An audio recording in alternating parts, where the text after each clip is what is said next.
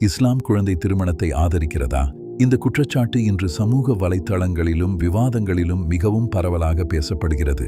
ஆனால் இந்த கேள்விக்கு பதில் சொல்ல முதலில் ஒரு விஷயத்தை புரிந்து கொள்ள வேண்டும். முதலில் குர்ஆன் என்ன சொல்கிறது என்பதை பார்க்க வேண்டும். வப்தலுவல் யதம ஹத்த இத பலகுவன் நிகாஹ், அதாவது அவர்கள் திருமண வயதை அடையும் வரை அவர்களை சோதியுங்கள். இந்த வசனத்தில் முக்கியமான கருத்து முதிர்ச்சி.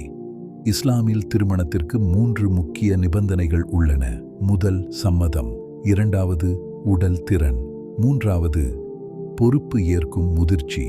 இந்த 3ம் திருமணத்தின் அடிப்படை நிபந்தனைகள். ஆனால் விமர்சகர்கள் ஒரு விஷயத்தை எடுத்து காட்டுவார்கள். நபி ஸல்லல்லாஹு அலைஹி வஸல்லம் அவர்கள் ஆயிஷா பின் அபி பக்ரை திருமணம் முடித்தார்கள். இந்த தகவல் சஹீஹ் அல் புகாரி மற்றும் சஹீஹ் முஸ்லிம் நூல்களில் வருகிறது.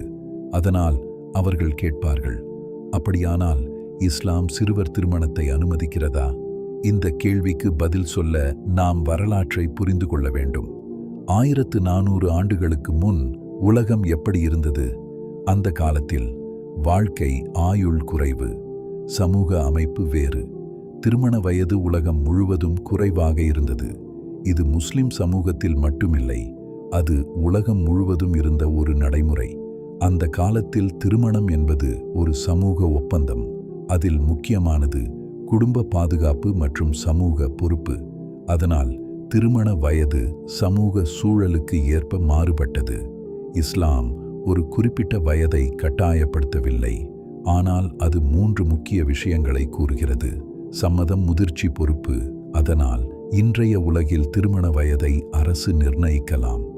ஒரு மதத்தை சரியாக புரிந்து கொள்ள அதன் வரலாறு, சூழல், ஆதாரம், இந்த 3ஐயும் பார்க்க வேண்டும். அதுவே உண்மையை புரிந்து கொள்ளும் வழி.